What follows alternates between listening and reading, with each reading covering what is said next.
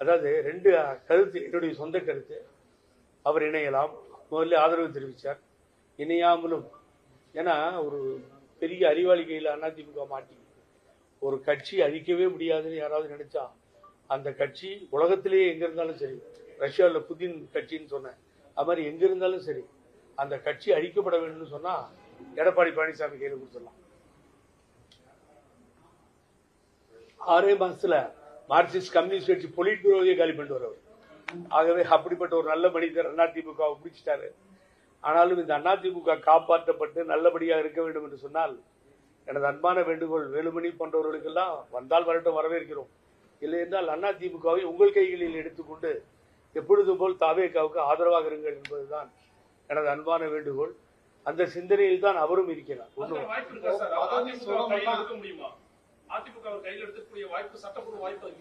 Sir, ஒரு அறிவாய்ந்தவர் இருக்கிறார்னா கஷ்டம். எவ்வளவு பெரிய அறிவாய்ந்தவர்னு உங்களுக்கு தெரியும்.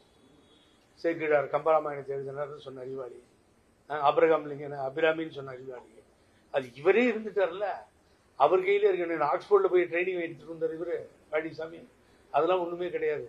எல்லாம் முடிச்சிட்டாரு சார், கம்ப்ளீட்டா முடிச்சிட்டாரு, எலிமினேட்டர் ஸ்கெலிட்டன் மாதிரி ஆயிடுச்சு ஏடிஎம்கே.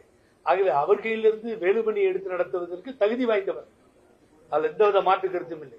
வேலுமணி ஃபீல்டு ஒர்க் ஆகட்டும், கட்சியினுடைய ஒர்க் ஆகட்டும், மற்றவர்களாகட்டும், முன்னாள் அமைச்சர் வேலுமணி எந்த விதத்திலும் குறைந்தவர் அல்ல. ஆகவே அவரால் தான் இவர் போட போடிட்டு இருந்துச்சு, இவரால் அவர் போட போடல. ஆகவே அவரு யாரோ ஒருத்தர் சொன்ன மாதிரி ஒரு சின்ன கட்சியா கொண்டு போய் நிறுத்துவதற்கு பண்றார். இன்னொன்னு இம்பார்ட்டன்ட் விஷயத்தை நான் இங்க பதிவு பண்ணிடுறேன்.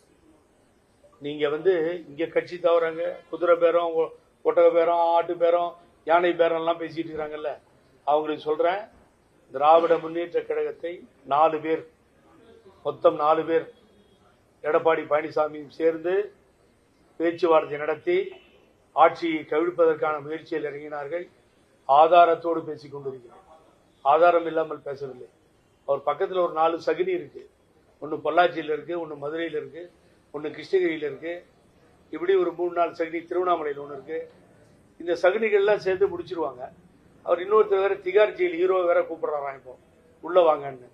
அவர் வேற சிஎம் பத்தி கண்ணா பின்னான்னு பேசிட்டு இருக்காரு. திகார் ஜெயில், உனக்கெல்லாம் எந்த யோகியதையும் இல்லை இந்த நாட்டு சிஎம் பேசுறதுக்கு. ஏன்னா நீ உன் கட்சி, நீ எடப்பாடி அவரையும் ஒன்னா வச்சு பார்க்கணும்.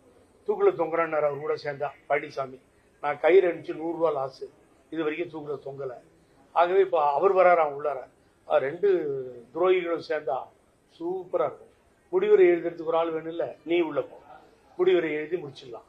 ஆகவே கட்சியை அங்கே இருப்பவர்கள் காப்பாற்றுகிறார் என்று